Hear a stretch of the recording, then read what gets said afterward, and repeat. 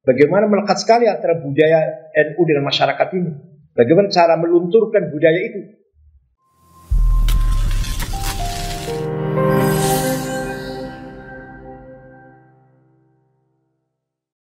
NU itu kekuatan yang sangat besar. Hanya kita kadang nggak sadar itu. Kita ini kekuatan yang sangat besar. Pertama, raqam wahid, tarawat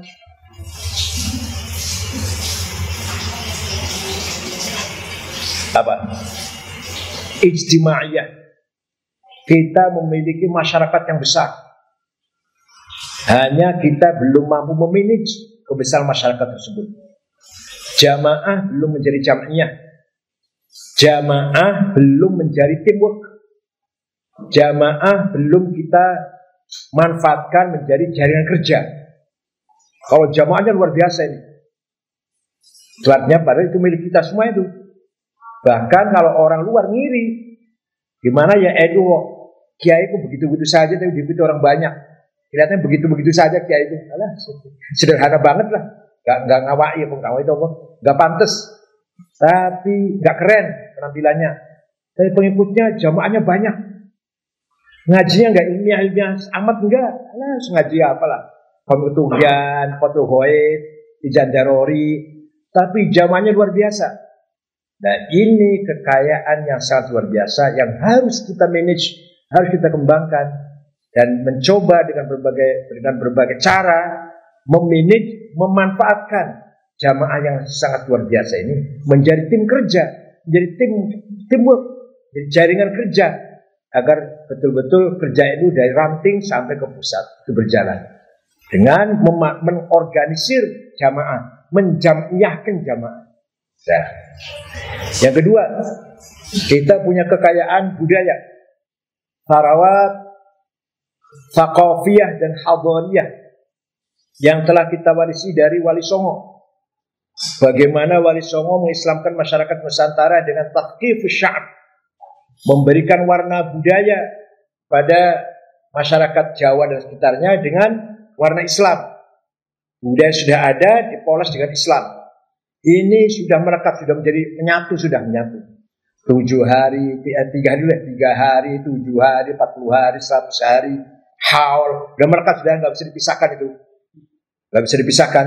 Selamatan hamil berapa bulan? 4 bulan ya? 4 bulan dulu. 4 bulan, 7 bulan, 8 bulan, terus nanti akekah, terus diacarakan semua itu.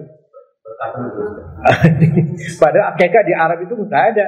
Adanya kambing dipotong, dibagi mentah seperti korban itu. Kalau akekah di Arab, di kita enggak. Akekah diseremonialkan. Itu tinggal Wali Songo itu. Akekah kita ramaikan. Kalau di Arab enggak. Akekah itu potong kambing, daging mentah dibagi seperti korban itu. Nah ini merupakan khazanah budaya, tarawat hadariyah, thaqafiyah, kekayaan budaya luar biasa. Harus kita pelihara, harus kita jaga. Jangan sampai luntur. Jangan sampai luntur. Ya mohon maaf. Pihak lain yang khas pada kita terheran-heran juga bagaimana melekat sekali antara budaya NU dengan masyarakat ini. Bagaimana cara melunturkan budaya itu dengan berbagai cara, dengan dalil segala lah. Ya bid'ah, ya khurafat, tahayyul. Ini bukan masalah bid'ah, bukan masalah khurafat, budaya.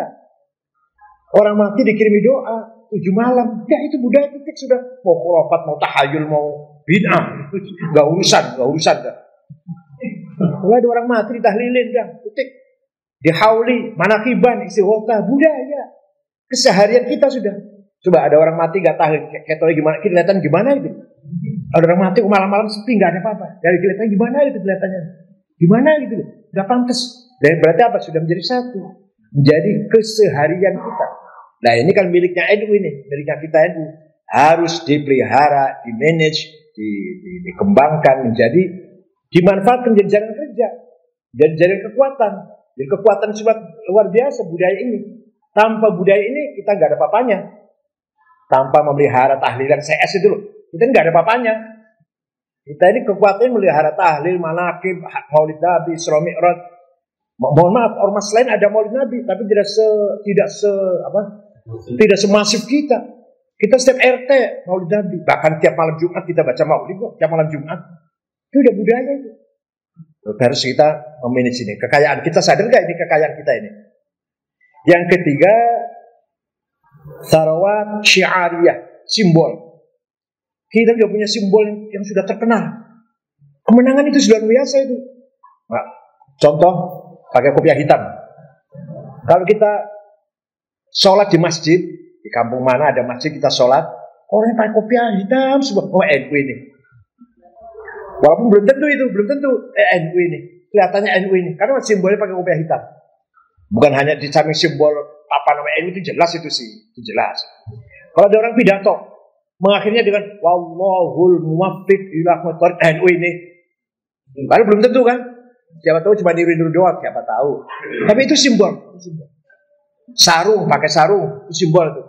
Simbol, ya pun tetap simbol NU ini. Iya betul. Masuk ke kota, ke daerah mana, di situ kelihatan masyarakat pakai sarung semua NU ini. Pekalongan contohnya. Jangan di kota Pekalongan, masuk sedikit, masuk kecamatan Buaran, kecamatan Buaran, Kedung Muni, orang pakai sarung semua itu. Duduk di depan rumah pakai sarung, semua jalan-jalan pakai sarung semua NU ini. Simbol. Belum tentu NU, tapi itulah simbol. Itu kekayaan kita itu. Harus kita pelihara. Nanti ada simbol merokok lagi.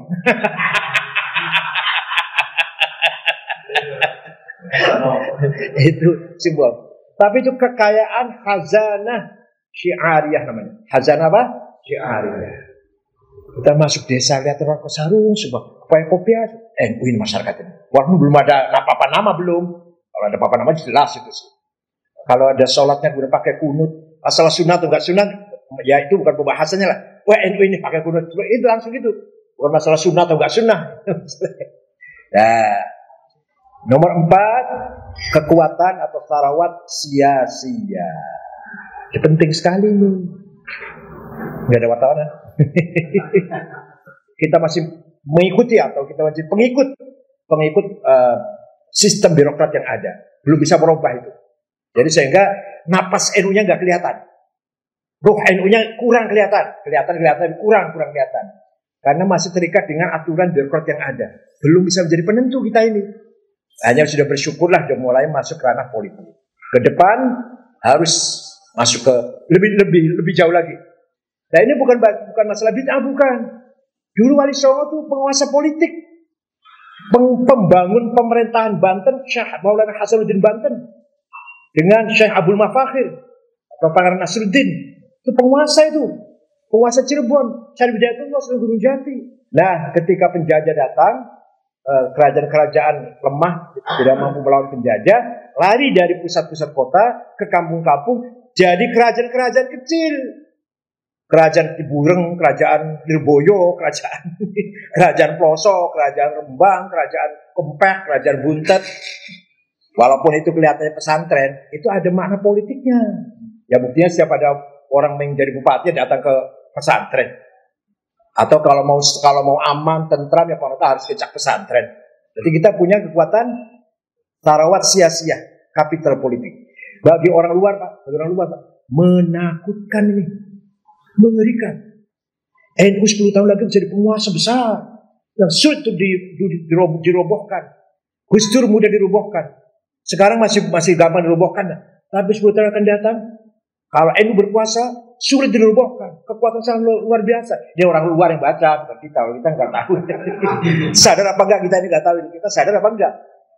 Kalau ada bupati sekian persen NU, kalau ada sekian dirjen NU, sekian gubernur NU, presidennya nanti NU misalkan, kekuatan yang tidak gampang dikalahkan. Ini bagi mereka yang tidak senang NU, ngeri. Makanya jangan sampai ada kekuatan politik yang besar di NU ini, gitu bagi mereka. Walaupun sekarang sudah era reformasi, nggak seperti Orde Baru. Orde Baru jelas, jangan sampai kuat NU. Maka tidak ada menteri dari NU, nggak ada menteri NU. Kalau ada orang NU sembunyi-sembunyi, orang NU juga takut. Burhanuddin Abdullah itu mantan Gubernur BI, itu PMI itu, anaknya Kiai itu dari Garut itu. Tapi menyembunyikan ke-NU-nya sampai bisa jadi gubernur. Kalau ketahuan nggak mungkin jadi gubernur itu, Gubernur BI maksudnya. Di era reformasi nggak begitu. Semua silakan, semua terbuka. Tapi bagaimanapun kelompok kiri dan kelompok kanan ekstrim, kelompok kiri ekstrim khawatir kalau NU menjadi kekuasaan besar, mendapatkan kekuasaan besar. Ini rahasia ya, tapi harus kita ya bukan rahasia sih. Artinya ini strategi kita lah, harus kita pahami betul. Terakhir lah ini yang masih nol, masih nihil ini. Tarawat maliyah, kekuatan dana finansial ini yang masih kedodoran, masih nol, masih nihil. Alhamdulillah, mulai beberapa yang tumbuh antara lain Pak Mansur Serozi dengan semangat yang sangat menggebu-gebu, dengan azimah, bukan himmah, dasarnya azimah. Kalau himmah kekuasaan, kalau ekonomi azimah. Dengan azimah sangat menggebu-gebu, insya Allah Pak Mansur punya ide sangat luar biasa, ingin membangun perumahan nasional, menjangkau nasional dengan mengenukan penghuninya. Yang luar biasa ini, luar biasa ini.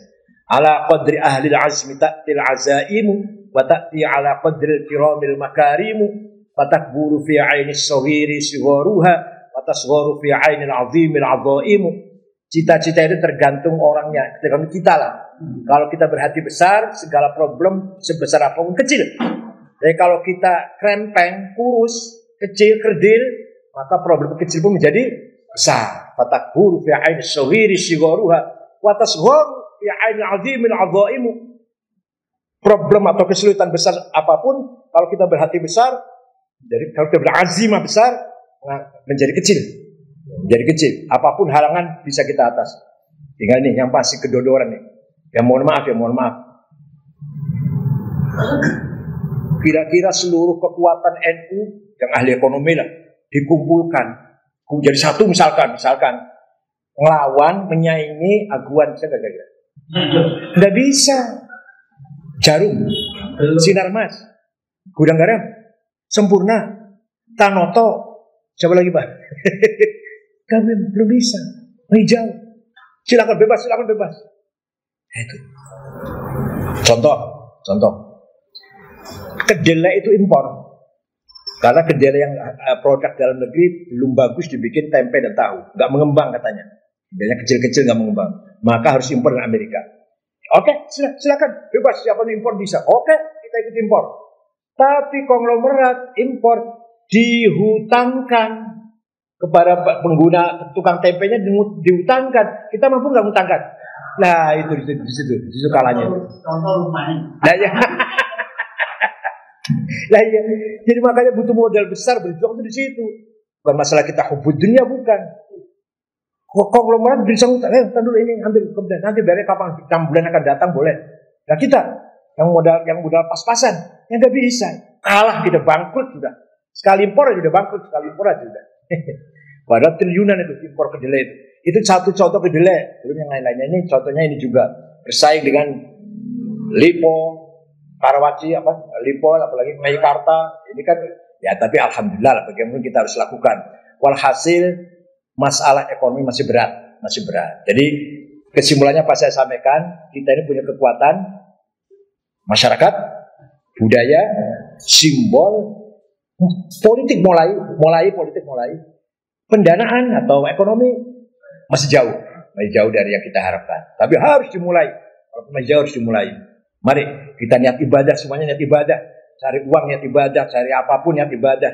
Kita juga semuanya untuk apa sih kalau bukan untuk ibadah lah. Untuk apa? Bukan untuk sendiri kok Pak Mansur juga. Siapapun orang NU yang menjadi konglomerat, menjadi pengusaha, niat ta'abbudan wa taqarruban min Allah. Bukan di ajli hubbid dunya, hubbil mal, bukan. Tapi untuk perjuangan. Mudah-mudahan Allah memberikan kemudahan kepada Pak Mansur dan teman-teman pengusaha lainnya, sahil amroh, waqti hajat, wal maqasidah, wa yasru'uyubah. Mudah-mudahan semua kekurangan bisa ditutupin oleh Allah. Selamat Pak Mansur dengan semangat yang sangat besar, azimah yang sangat besar. InsyaAllah semua bisa jadi tercapai, InsyaAllah. Walaupun kadang-kadang kelihatan mustahil, bisa tercapai. Syukran wa dumtum fil khairil barakati wan najah. Wallahu a'lam. Wassalamualaikum warahmatullahi wabarakatuh.